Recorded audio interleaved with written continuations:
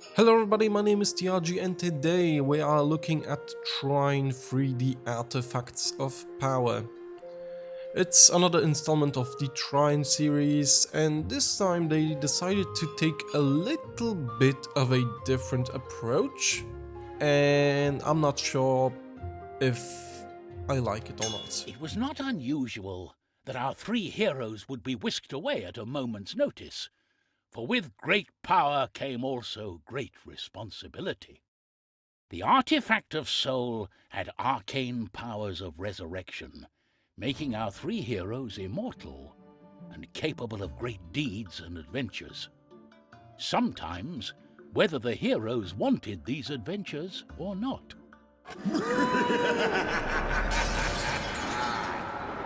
So yeah, welcome to Trine 3, and actually I haven't messed with the sound yet.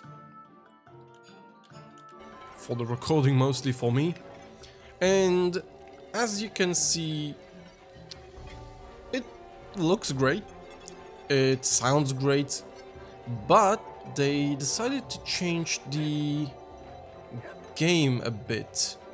It's not restricted to a 2D plane because back before it was a 2D game with 3D graphics, so it was this 2.5D, I guess you could call it.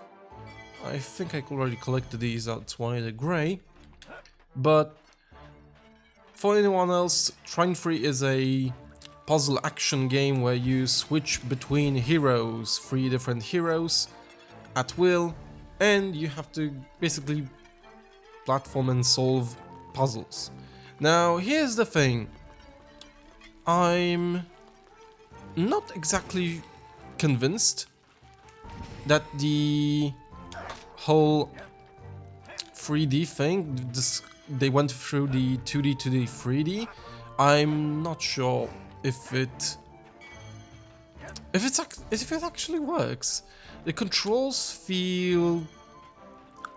I feel constantly like fighting this game. It's not like that I have big problems. Actually, right now I am using a gamepad, but you can also use the keyboard and mouse. And the funny thing is, these things control way differently. For instance, the knight is basically a brawler kind of character. There's no difference in between him, but with the I forgot what her name was. She's basically a... Hello, I think I messed that up. She's basically a thief with this rope kind of physics. And previously in games you could just swing on it whenever you wanted to. And right now, in order to make this work in 3D, and they just restricted it to like using it on rings and such. They also changed the shooting mechanics. Wait, hold on. So right now I can go around and just shoot in any direction I want. It sort of works. This isn't really a person that's made to be combat-like. There's a little auto-aim, but you can also use the analog stick to sort of aim around. Like you can see, the character will aim upwards immediately, like automatically. It's not actually me, because it's only in a 360 plane. And on the keyboard and mouse control, you can just aim wherever you want, and she will shoot wherever you want, so it actually plays a little bit differently. The weirdest thing is the mage. There's a thing, wait, I cannot remember which button it was. I actually found the game to be much more playable on the keyboard. You could always summon draw boxes in the first game. Right now we can just summon one box and sort of position it. But here's the thing. I can walk around with it. I can move it in X and Y axis, but I cannot go in depth. like on the Z-axis, forward and backward, towards and back of the screen. And here's the thing, if I can't remember, yes, if I hold down the right trigger, I can do this. I can use both analog sticks to move this little box. Unfortunately, I cannot move the character in any way. And now here's the deal. I'm going to switch control bins, wait, current game setup, yes. And I can actually use the mouse. Let's switch to keyboard and mouse. Sorry for clicking, I have a mechanical keyboard, that's what I like. But here's the thing, I can move right. I can use the right mouse to drag this, and just use the mouse to drag this wherever I want, not up, down, like restricted. I can also move, and the box will follow me around, and I can use the scroll wheel to push it back and forth. So there's actually more movement options when you use the keyboard and mouse, which is just silly. And like I said, with Zoya, her name was Zoya. Well, if you want to aim somewhere, you just click it. Swinging is also a little bit different with Zoya. You can also, there's a new mechanic where you can just stick things with her rope and use the up and down to extend, lower the rope. There are multiple ways to basically solve puzzles. So, is that what I don't like? Yeah, I think it is. It also feels like the levels are a bit more... Oh, hello. Can I tie this to something? I probably could. Oh, here's the thing.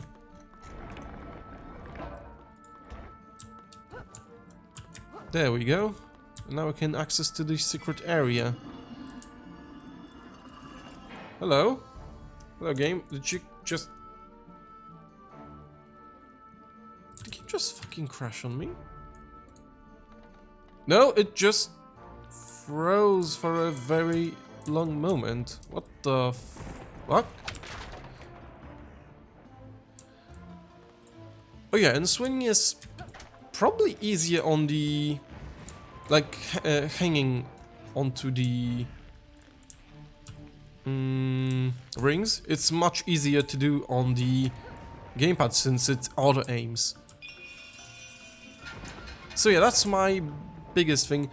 The second thing is that the physics in the game sometimes feel janky. Like you think you're jumping against a wall and your character will just sometimes lock itself in like little small blocks. Like it's not very... the collision boxes aren't very simplified, I think. And I don't know, it feels like the levels are... they look very great. They look great, just like other Trine games. I actually haven't played the second one, I played only the first one. But I don't know, the whole 3D aspect makes them feel a bit more easier? Like more empty, they're more empty. There's a lot of space you can run around just doing nothing. This is outrageous.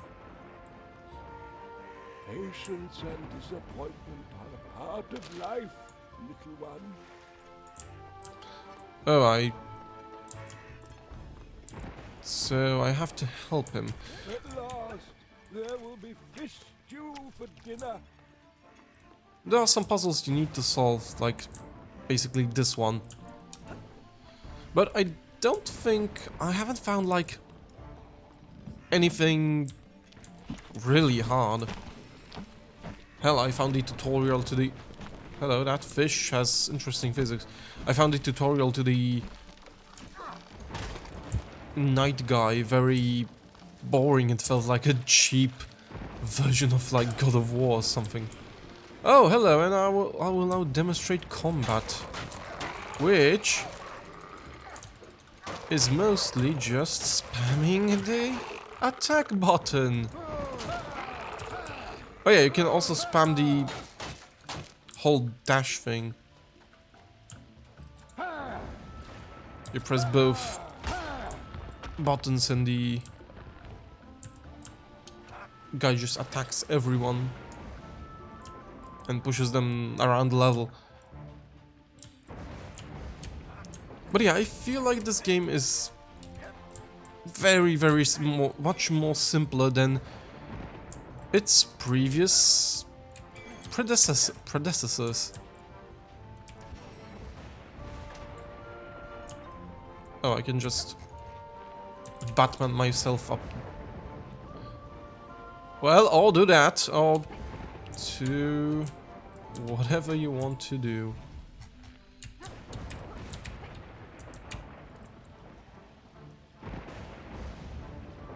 I fell to my death. No, I didn't fall to my death. Yeah, that's also the problem of the fixed camera. I don't know if I have died yet or not. I made it spinny. You know what? You know what? I didn't need it anyway. More wizard landscaping? I'm sure they had something practical in mind when they set these up. Yeah, and basically, you can sort of see, like, I have problems with the fixed camera. I have also problems telling where my character will land. I don't know, it's not a bad game. That's the thing. It's not a... I don't find it a bad game. I just find it... Well, this also works. Like... Alright. That's a... Here's the thing that I have a problem with. It's easy to just bump into this wall like this. In a 2D restricted movement, this would not be a problem. Come on, Zoya. Get your ass back up. I don't know, there are just micro complaints, but they all make this game feel inferior to me.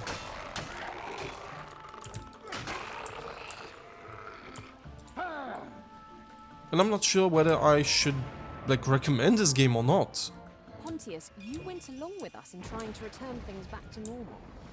But I don't get it. Why would Pontius the Brave voluntarily give up his magic powers? I've been starting to think Trine is a little unfair when it comes to prioritizing our adventures between the socio-economic classes.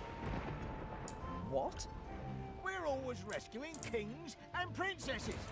What about the sheep? Can I shoot this? No?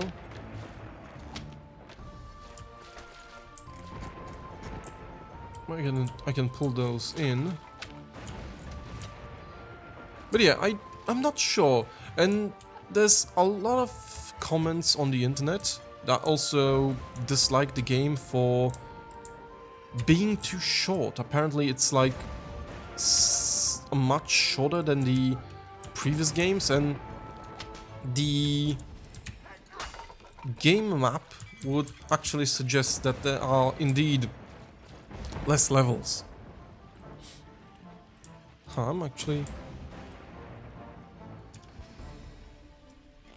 stumped on what should I do.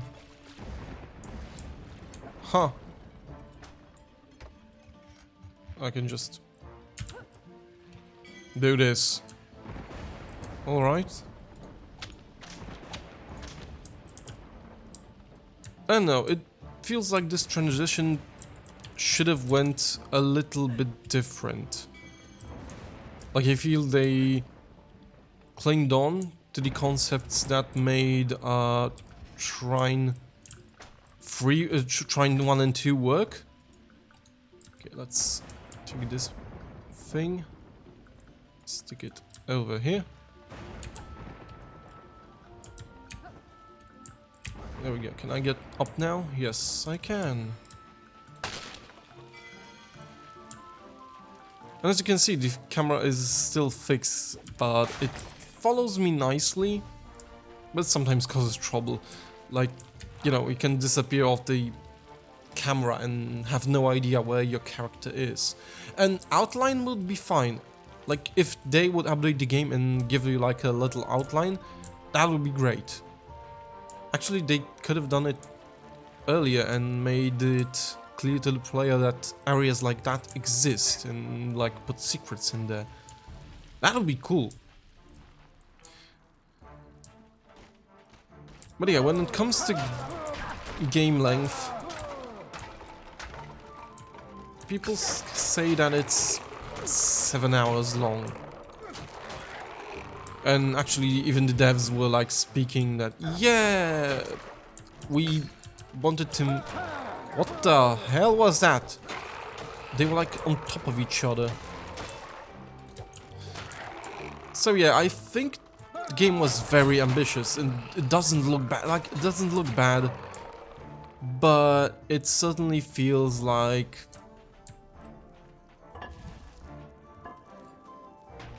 there's something. Oh, I need to stand here in order to have like flaming balls.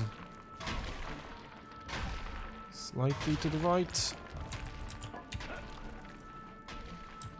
And a secret is revealed to me. And, you know, it's not a bad game. It's I think the biggest complaint is that it's basically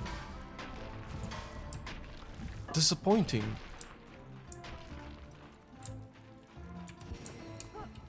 It feels okay. It doesn't feel like... Actually, now that I think about it, maybe it's because it doesn't change anything. The transition to 3D, like, stuck to the old concepts. Oh, hello, I can just use this rock.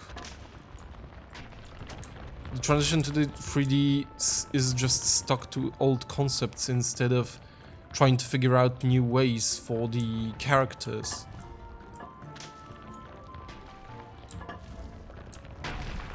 Hell, maybe that's my issue with the game.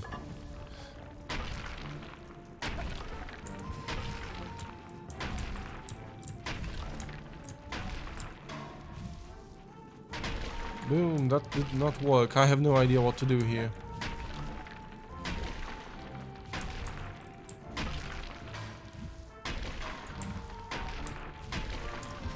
Actually, I just should brute force my way and summon a cube. That would also work.